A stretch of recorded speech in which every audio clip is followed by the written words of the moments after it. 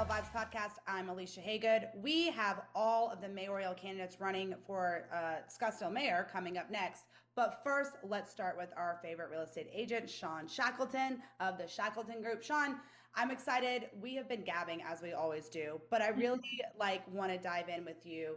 I want to hear from you. Number one, you're a Scottsdale resident. You're very active in this community. You're very active in who our policies, procedures, our city council members are, and our mayor. And I love that about you because that's what I want from all of our community members is get involved. We are affected by every decision that's made.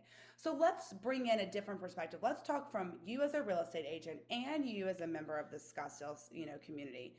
What are you looking to see from the next mayor that's elected from Scottsdale when it comes to the housing market, zoning, and what are you hearing from some of your clients maybe that you'd like to see some changes or some things to stay the same? So I would say the biggest thing that I hear from clients, and I would tend to agree with them, is that they're tired of seeing all the apartment complexes go up. Mm-hmm. They feel like there are places in Scottsdale that are being overbuilt. They see a tiny plot of land somewhere. I'll use the shopping center near kind of where we live at Braintree and the 101. Yeah. Right over there by the Walmart and things like that. There's a tiny plot of land, and next thing you know, apartment complexes are going up. There's been 3 or 4 of them go up in places that you go. Scottsdale 101, all that, yeah. So I hear from people, and again, I am in agreement of this. I don't want to see that anymore. And most of the people that I speak to don't want to see that either. They feel like that is bringing too much density to our city, which is not a city that people ever wanted to see density in. There are places that were okay for density, that had some more land for it, but some of the places that density has come in the last few years are places that people did not want to see them. So that's probably one of the biggest things that I hear, and again, I'm in agreement with. With some of the other things that I hear is fiscal responsibility. I mean, there's that project right now that is how many percentage over budget? They brought it up the candidates did, and they'll kind of get into that. Fiscal responsibility was what every single candidate brought up. Some agree that we're doing well and others did not. And I don't want to the rest of the episode, but yes. I mean, to see a project like that and have it so over budget is insane to me. Again, I mean, if you're in a regular job and you have a project like that and it goes over budget, businesses go out of business for things like that. I laugh because it happened to one of my husband's companies and he was like, this is not going to work. Right. Keep doing this. And they're no longer in business, Exactly. So, I mean, I look at stuff like that. So I would say those are probably some of the biggest things that I hear people talking about. Let's talk about, they've talked about rezoning. We've heard it on the news. We've been talking about the affordable dwelling units that they're trying to rezone to put in your backyard. Let's be realistic. Great idea. I do not think that most people are going to use those for what they're zoning them for. And where is it going to go? And also HOAs have to, it's not as easy as just we approve this kind of thing. There's a lot of layers. And the thing that I've not heard anybody talk about is the fact that in certain areas in Scottsdale, there is another overlay when it comes to zoning. And you can only have a certain percentage of rooftop on your lot. And that rooftop percentage is usually maxed out already. Yeah. And then you've got setbacks and you've got all these other things that you have to think about before putting anything else on your property. And I would love to hear from anybody, and I'm willing to be wrong. I would love to hear from anybody. Tell me the number of homes out there right now in the city of Scottsdale that could actually have an ADU. I don't think there are many. They haven't said, so that I've heard as well.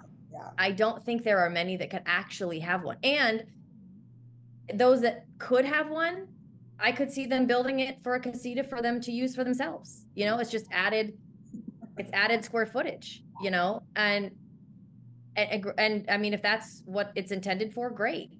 I think then it comes to, as a real estate professional, I'm looking at that from a standpoint of when you go to sell the house, price per square foot, because an ADU is not going to carry the same price per square foot as an actual structure that is built with, sticks and bricks and, all the other things. It's just not. And so finding what that metric looks like for actually pricing it once somebody has an ADU behind their house as a casita or something like that.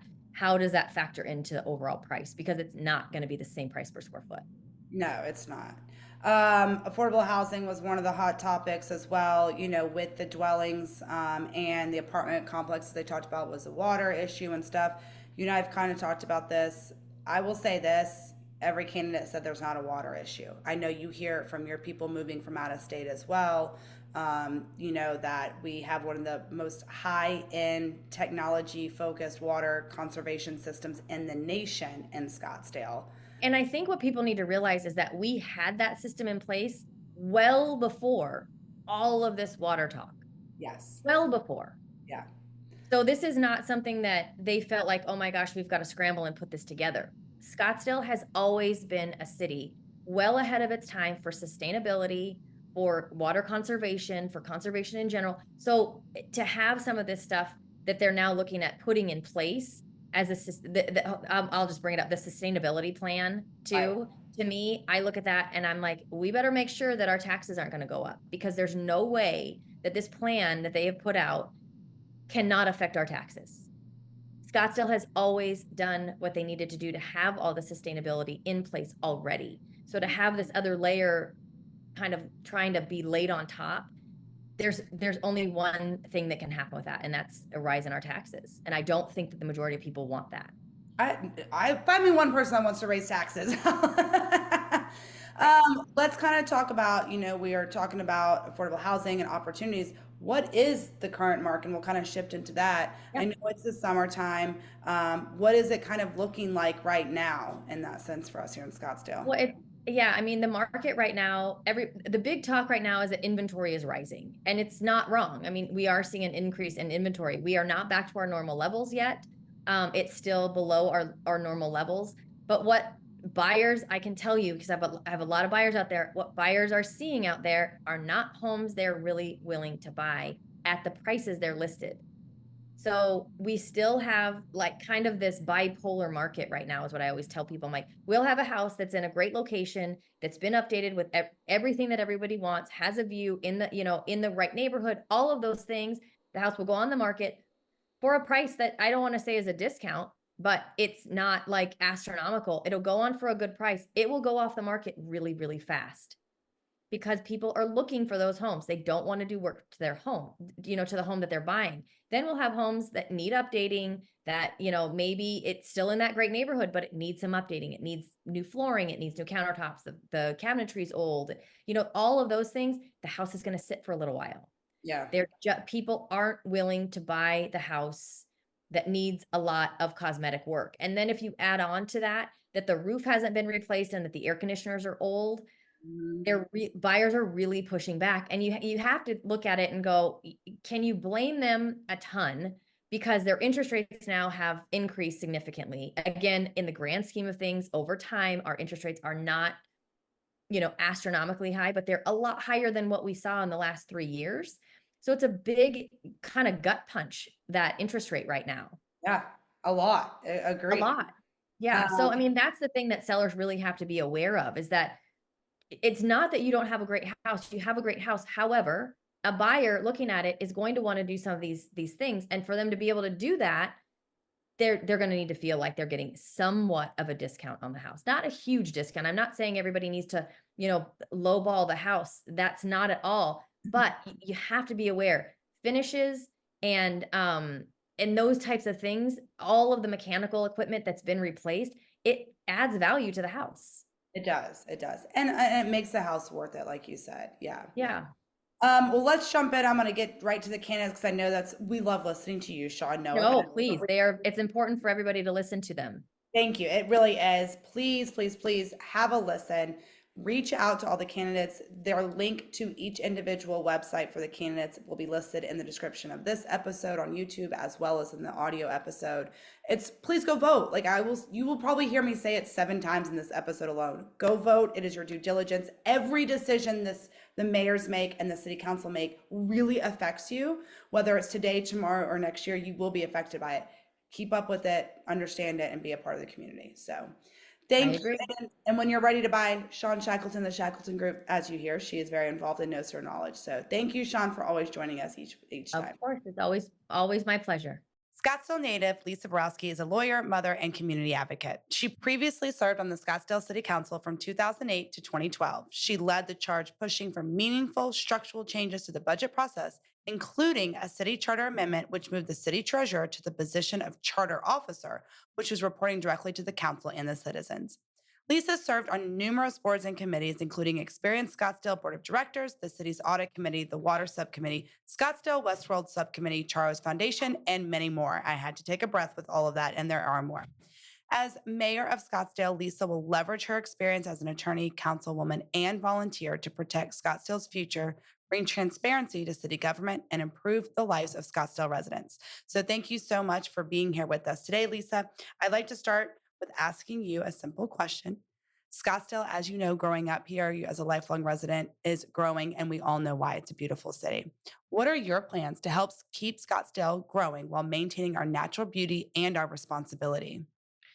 That is a great question. And I can share with you, it's top of mind for voters in Scottsdale. I think that's the single hottest issue. How do we manage growth at the same time as being respectful to what has made us a great city and will continue to make us a great city?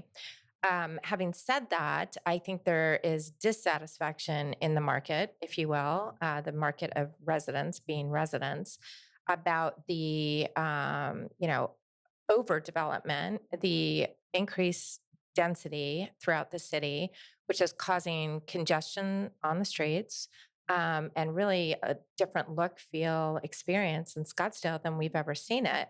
And there's no sign of it slowing down at this point. I think there's 15,000 additional units, high density units coming online. And people are really bothered by it and concerned by it, myself being one of those people. So that is one of my main reasons for becoming involved. As you said, I am a lifelong resident. I'm a Valley native. I grew up here. In fact, we moved to North Scottsdale at the time, which was Cactus and Scottsdale Road. And we did that because we had horses, and so that was our first trainer where Cracker Jacks Mhm. was. And that's just the perfect example of how the city is evolving in such a different way. What used to be the horse stable and the training facility, and the gathering place for all youth in the area that were involved in that, is now going to be another 1,300 apartments. So how do we do that? I get this question all the time, not all the time, but frequently. Mhm. um, what can the council or the mayor really do about to slow down or rein in, especially the high density projects? And the answer is the council can just say no. And I don't believe in just saying no. I believe in articulating your vision. And my vision for Scottsdale is to peel it back, focus on high quality projects. And really, there's no other definition for me other than high quality, except for does it add to our existing neighborhoods and to our existing residents and to our city overall. So, quality, I think, is missing in a lot of the new development. And that's important to us as a tourism centric city. And the reason people come here is because it is, like you said, a beautiful place to Mhm. visit, live, work, and play. And we have to keep our eye on that ball. Let's kind of dive in a little bit more to the housing issue. Affordable housing is huge here, as well as the homeless population is starting to pick up. Talk to me about how you have plans to handle the homeless population and make more housing affordable for us. So I'm going to take the first part of your question about homelessness. Homelessness is a regional issue. Homelessness doesn't, uh, homeless individuals, and first, let me say it's, devastating Mhm. to see someone in that position. And I think it's incumbent on society really to do what we can to help and support. However, when we're talking about a metropolitan area, homeless individuals don't recognize city boundaries, right? So it's a regional, in my opinion, it's a regional problem throughout the valley. And I think or I know, in my opinion, we need to identify regional solutions. I think it is a mistake to address this on a city by city basis. The city of Scottsdale, as you might know, on David Ortega's watch, has implemented programs such as the Bridges program, which is involves a homeless hotel on the fringe of a well-established neighborhood and in an area across the street from a charter school. I think that's a really bad idea. Not to mention the hotel is, as I understood it, I haven't checked lately, but still accepting reservations from tourists coming to our community. And how would you like to, get your reservation there and then find out? So I think that's a problem. I think that's a real myopic way to address homelessness in Scottsdale. I think we need to be looking at this far more in a macro way. Mhm. And my vision for doing that, and I will be very, very involved in identifying solutions, I think it comes through collaboration with nonprofits that have experience, skill, and have obtained results that move the needle in a positive way. The Goldwater Institute just came out with I read the executive summary. They analyzed the issue of homelessness because homelessness, the providers, nonprofits, it's really big business. There is such a tremendous amount of taxpayer dollars being spent on trying to solve the homelessness crisis because it affects all of us. Mhm. Um, the Goldwater Institute's findings were that the city of Phoenix has, spent $180 million on the homelessness crisis. Meanwhile, last year, they found homelessness was on the rise, 92%. The homeless population went up 92% in the city of Phoenix. So that's not a good indicator that the cities are handling this in the best way properly. I want to see results. I want to see track records. The other thing about the homeless providers, there are so many trying to fight for those tax dollars, and they're all, I'm sure, doing great, great work. But I think there's a way to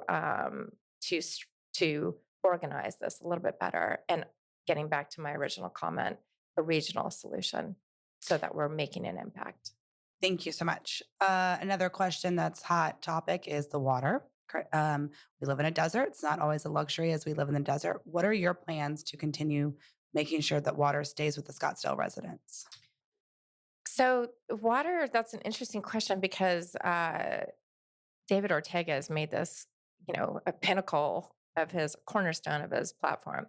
The thing about water is, pardon the pun, it's so fluid and so dynamic and so completely complex that you and I could sit here and have a water conversation for hours Mhm. and still not have the full discussion. So I'm not a big fan of sound bites. And for example, 2 years ago during the Super Bowl and the Waste Management Open, the mayor of Scottsdale is communicating to the country that we're running out of water. And words have consequences, things that you say. We're not running out of water. We have the city of Scottsdale. We have one of the most sophisticated water treatment facilities. We're way ahead of our time when our forefathers decided to take this leap and really invest in infrastructure that would protect our future. So, we are not at risk of running out of water, which was communicated to the entire country. So that to me is not the way, as mayor, I will be addressing this. It will not be in sound bites. It will be through education, expert information, and there's a lot of those out there. However, getting back to your question, what will I do? First and foremost, if this is the other puzzling part, when the current administration is approving all these apartment units, meanwhile saying we're running out of water, those two ideals do not intersect. Mhm. They seem to be counterintuitive and counterproductive. causing a result that you wouldn't want if we're truly at risk of running out of water. Um, the, ti the time to start planning for our strategic future for all of our resources is, of course, now. It's always now, right? So it's incumbent upon us as the city and residents of Scottsdale to be good stewards of all of our resources, excuse me. So education is key. I know they're incentivizing people to rip out their grass and paying them some, limited sum of money. Personally, I like grass in certain neighborhoods, and I think that we don't want to change the entire look of our city with scare tactics. I don't know that that's making the best results. So, working with professionals that know all about water and how you protect your future, and it is through recharge. Honestly, a water expert will tell you that. And it's also about mitigating use. So it's a twofold approach. Thank you. There's a lot of good that's going on right now in Scottsdale. So I'd like to hear from you. What is the city council doing right now that you approve of and you'd like to continue to see work and progress made in the future if you become mayor?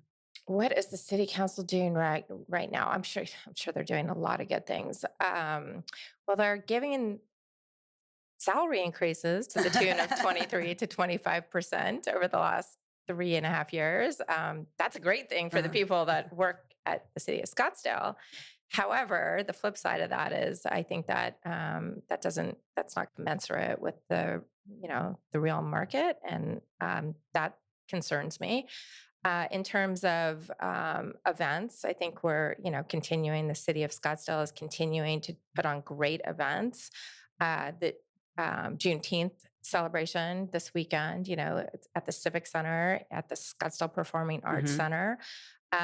There, of course, we have all the Westworld events, and Experience Scottsdale, I think, is doing a great job with promoting our city and, just supporting all the tourism type activities, I think is great. Well, last question as we wrap up, I'd like to hear from you. Why should we vote for Lisa Borowsky for mayor of Scottsdale? Well, I can tell you, as a lifelong resident, my heart is in Scottsdale, and protecting our future for our children, my grandchildren, is very, very important to me.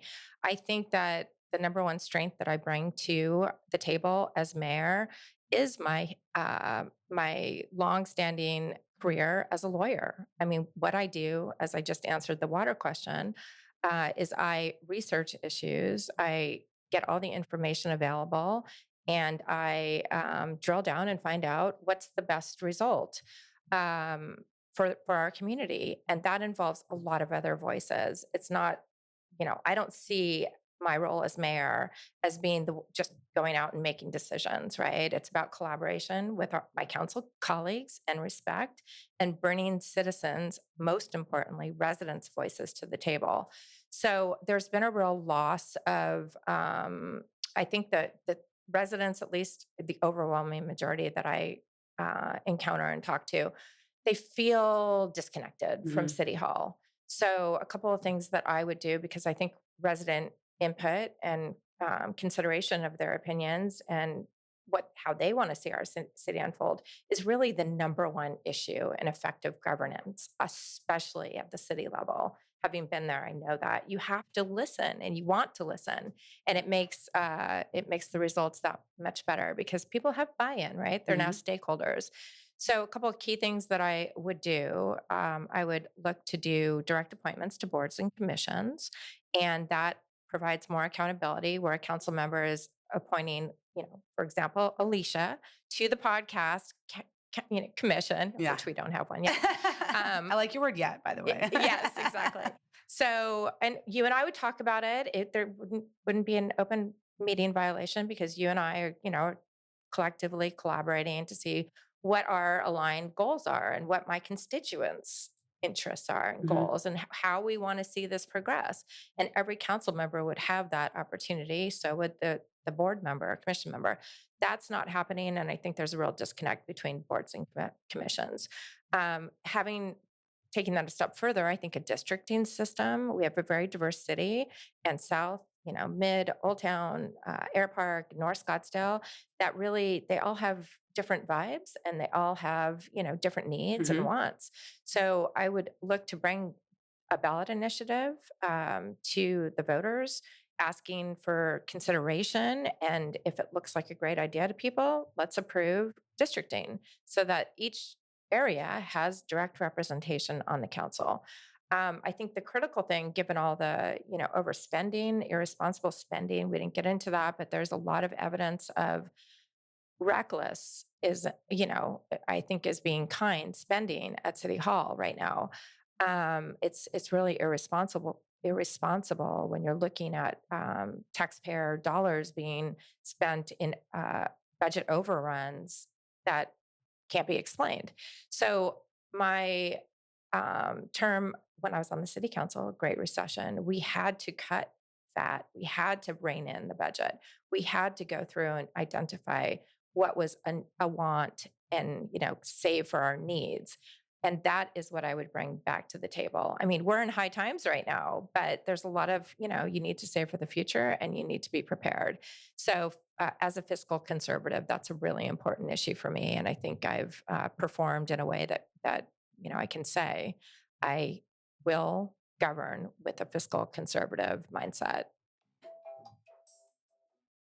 That wasn't perfect timing. That was the timer going off. It was. Yes, I love That it. was good. Lisa, thank you so much for joining us. Thank you. Best of luck in the upcoming elections. Please go check out her website, Lisa for Mayor. Again, as with all of the candidates that have been on the podcast, the link to her, the link to her website is in the description of this episode, as well as our YouTube channel. As everything, please reach out to her, ask questions. She has an email address on there. Most importantly, as I've said, after each candidate comes on, go vote. It is your right. Go take advantage of it. You have an opportunity to speak up, and now's the time to do it. So please go vote. Thank you so much, Lisa. Best of luck in the upcoming elections. Thank you. Thank you for having me. Thanks for tuning in. Mayor Dave Ortega is running for re-election as Scottsdale mayor. A resident of Scottsdale for over 40 years, he owned an architecture firm here in Old Town. During his current term of mayor, Dave Ortega supports public safety, protecting family-friendly neighborhoods, defending the Scottsdale water from the dry lot of wildcat houses in the county, and reinvesting in our vibrant Western legacy in Old Town, all while promoting the citywide economic vitality. So, Mayor, thank you so much for joining us today. Best of luck in the elections as they come up. We're going to ask 4 questions, and we're going to be timed, so here we go. As Scottsdale is growing and a lifelong resident like yourself, I'm sure you can understand why it is so important for Scottsdale to stay the beautiful city that we love and own. So what are your plans to help Scottsdale grow while maintaining our natural beauty and responsibility? Well, thank you, Alicia, for having me. I love representing the residents of Scottsdale as your mayor. Scottsdale has shaped me over the years as an involved parent. As a business owner, I've had an architectural firm here in Old Town for over 35 years. All of that, being a little league coach and so forth, has given me a great perspective from all levels, how to be successful and invest successfully in Scottsdale. That perspective gives me some great tools, as well as being an architect. I'm the only architect mayor in the country. I'm also an independent. I am not affiliated with any party, so I look at things from a holistic way, just as any client coming into my office would be treated with respect and not regardless of any partisan persuasions.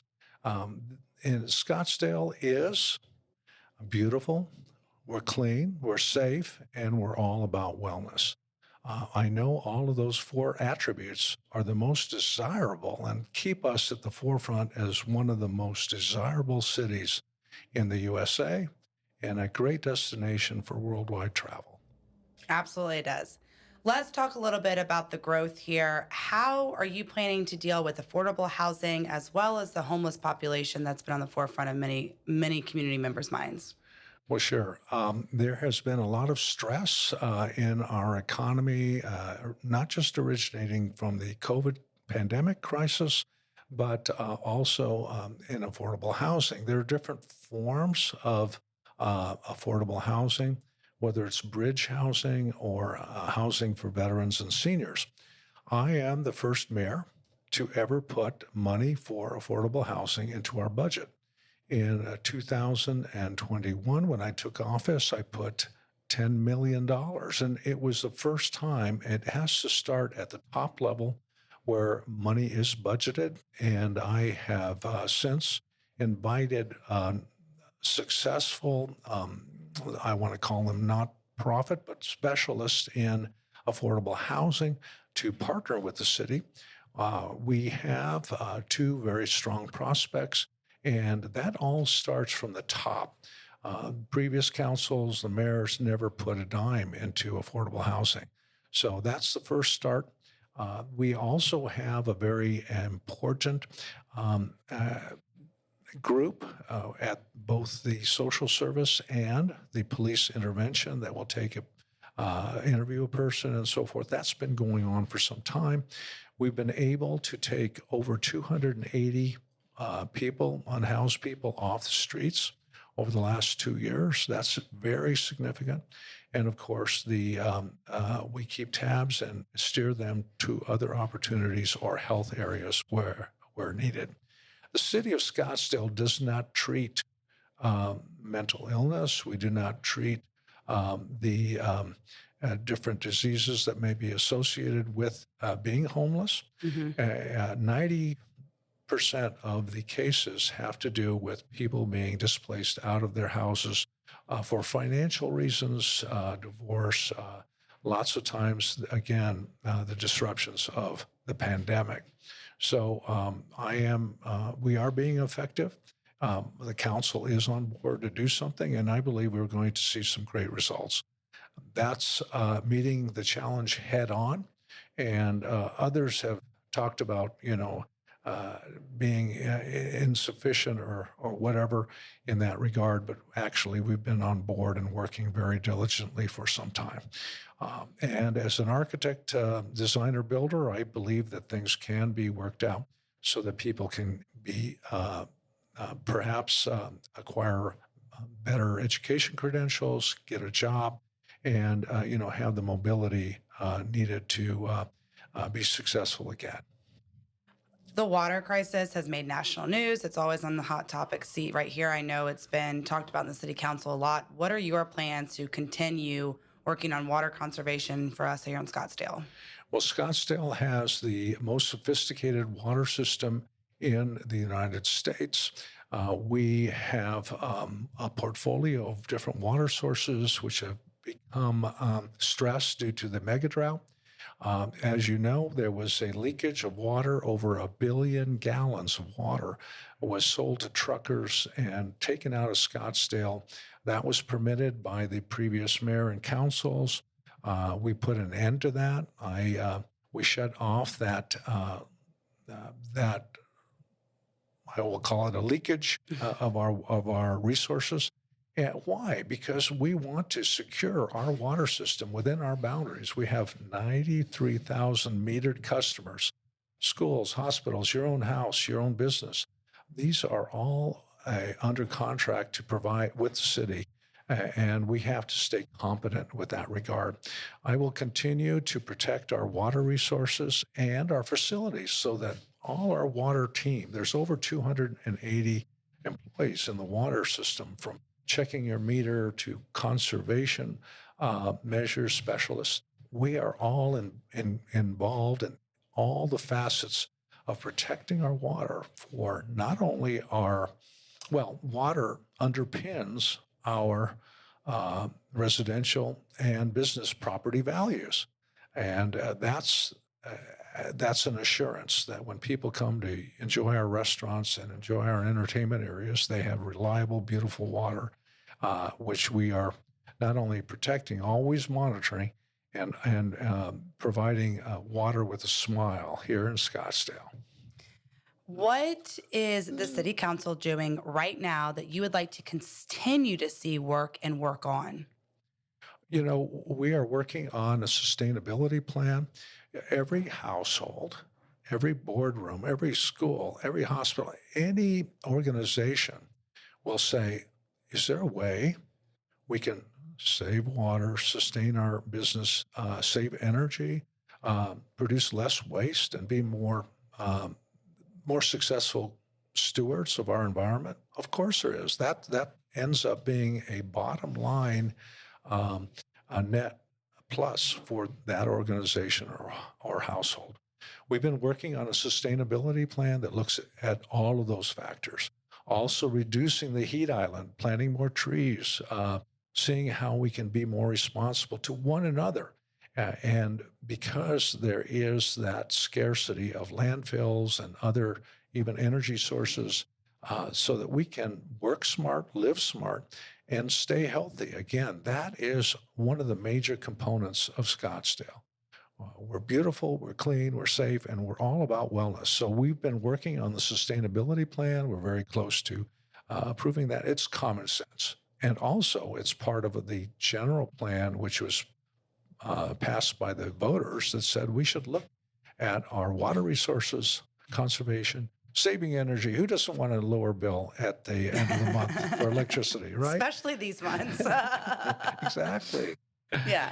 All right, Mayor, before we wrap up, I'd like to hear from you. Why should we re-elect Mayor Dave Ortega to Scottsdale? Well, thank you. It's been a pleasure for the last 3.5 years. And, there are many things we have accomplished.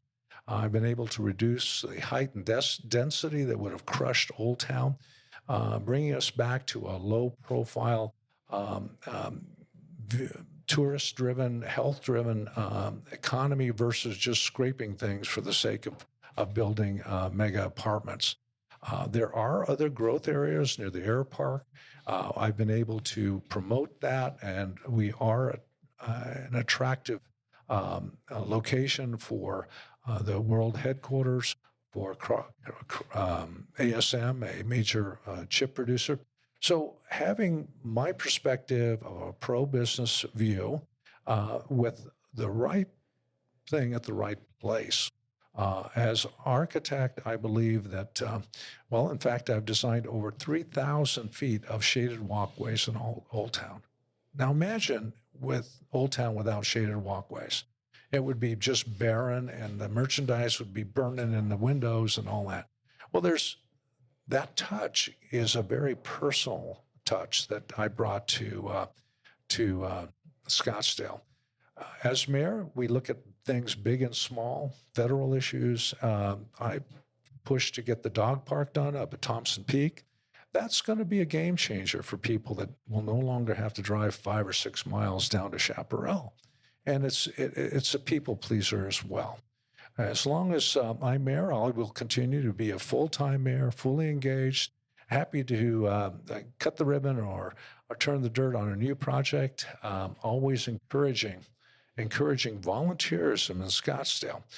We have 2,500 employees and we have 2,700 volunteers. Imagine that. That's a joyful city. That's the kind of city that we love and that we know, and that we will continue to do or work towards in the next 4 years. So I do ask you to look at me and find out more at electdaveortegamayor.com. I'm on Instagram and Facebook as well. And the invitation is there. Please look into that and vote on July 30th to re-elect Mayor Dave Ortega. Thank you so much, Mr. Mayor, and best of luck in the upcoming elections. And like Mr. Mayor Ortega said, you can go to electdaveortegamayor.com. That link is in the description of this episode, as well as on our YouTube channel, where you can watch the video podcast of this episode. Ballots are being mailed out July 5th if you're going to vote by mail or go in person, which is where you'll see me on July 30th. Regardless, please go vote. And as Mr. Mayor said, you're more than welcome to reach out and ask any additional questions. All of his information is on his website. Thank you so much. Best of luck in the upcoming elections. Great. Thank you. When it comes to protecting you, your family, and all your assets, you need to have someone that you can trust. And that's Jeremy Mueller of State Farm Insurance. Jeremy Mueller has lived in Scottsdale his whole life. How can anyone else know your needs more than someone who's been here and seen it all? Jeremy and his team are always ranked in the top % at State Farm. He cares, he's knowledgeable, and most importantly, he's always available. Don't believe me?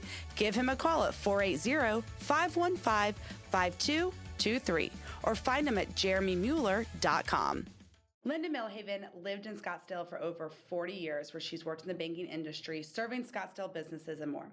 She's worked on Scottsdale City Council for 12 years during the Great Recession and the COVID pandemic. Linda was inducted into Scottsdale's History Hall of Fame in 2023 and has chaired many, many boards and committees. She is running to protect you and preserve you and our community. So, Linda, thank you so much for joining us today. Thank you. Scottsdale is growing, and as a lifelong resident, I'm sure you can understand why it's a beautiful city that we are lucky to call home. What are your plans to help Scottsdale grow while maintaining our natural beauty and our responsibility? Oh, that's a great question, because this is just such a beautiful community, and we certainly want to keep it that way. I believe we can have it all. You know, our citizen approved general plan tells us what can be built there, and so we follow that. Everything, I know folks are sad to see some of the vacant parcels get eaten up, but those are owned by folks who have property rights. Sometimes folks will come to us and ask us to change the zoning. And then we need to look at what the relative impacts are on traffic, on water, on crime, and on our neighborhoods. I know there's a lot of talk about apartments.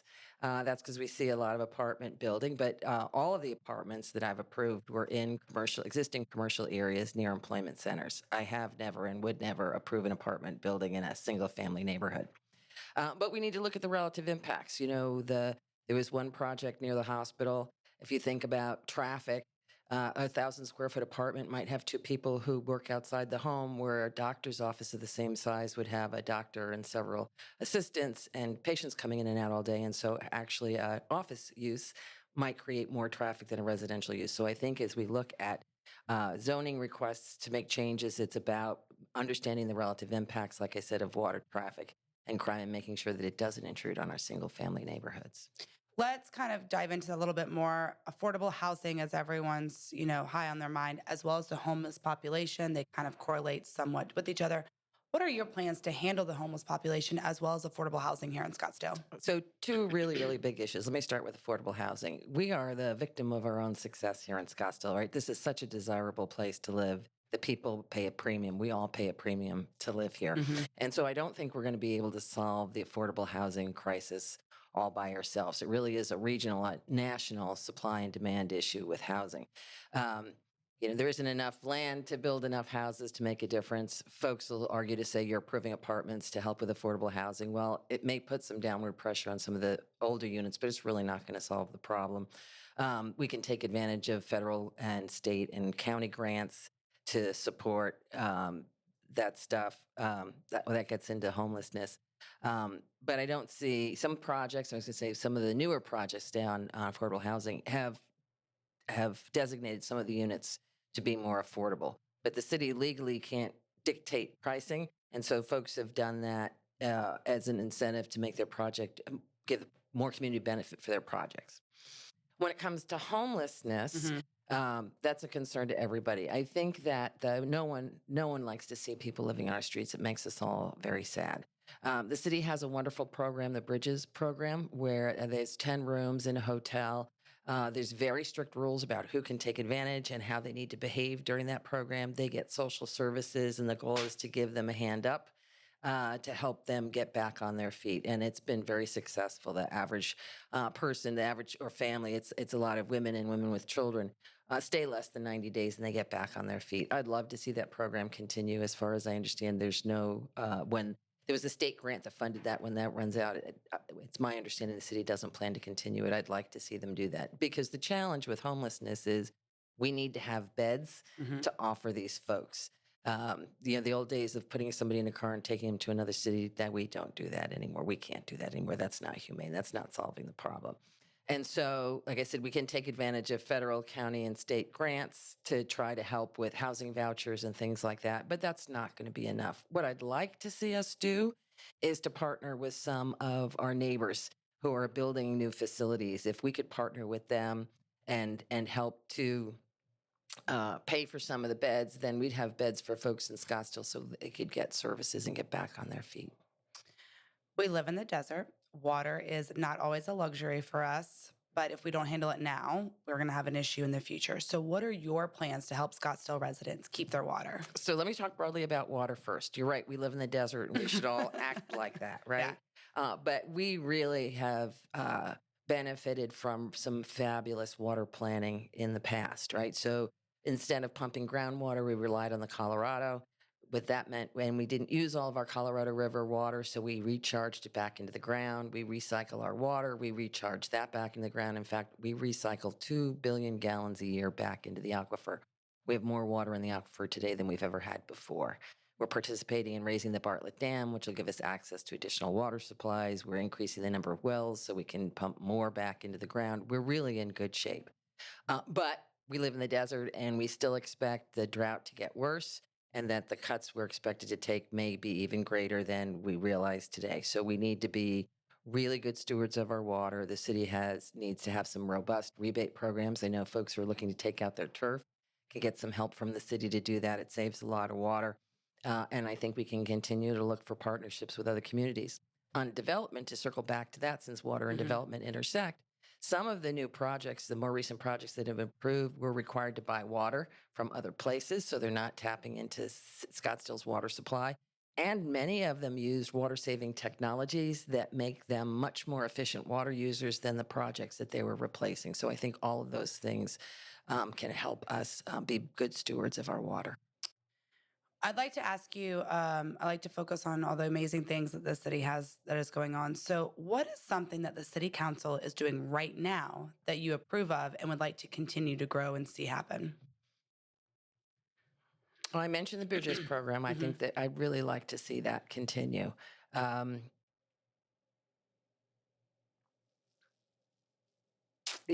lot of city council decisions are ones and are individual requests, and then the programs are run by staff. But I would like to see city council continue to have a really broad view on development. Is the biggest issue that I hear from folks, and really be mindful about what the impacts are, and do a better job perhaps of communicating with folks about what they're looking at and what the impacts are. I love that. Thank you. All right. Before we wrap up, we're just going to ask you, why should we vote for Linda Milhaven for mayor? Well, I think I'm the most experienced, the most knowledgeable, and the most skilled. As you mentioned, I was recognized by the Scottsdale History Hall of Fame for my contribution to the community and my longstanding community service. My 12 years on city council, I know how the city works. I know what the city can and can't do. I mean, sometimes it's easy to criticize and say, well, why doesn't the city do that? And folks don't realize, well, the city isn't empowered to do that. And so I think my knowledge of the city helps to get things done. And then my financial expertise, my 40-year banking career really helps me to be a good steward of our tax dollars. And so I think compared to the other candidates, I am the most experienced, the most knowledgeable, and the most skilled. Thank you so much. Please go visit Milhaven for mayor. Again, as all of these candidates been on the podcast this month, their description is, the link to their website is in the description of this episode, as well as a video on our YouTube channel. I highly encourage you to go continue to do your research on these candidates and reach out to them. I know that they would love to hear from you and talk to you. And as always, most importantly, please go vote, because without your vote, we don't get to have the best eye-opening experience of what we're capable of doing here in our community. Linda, best of luck to you in this upcoming election, and I look forward to seeing you around town. Thank you. For those of you who have not watched the video episode, go check it out. Scottsdale Vibes Podcast. Have a wonderful week, Scottsdale. Keep vibing, and I'll see you around town.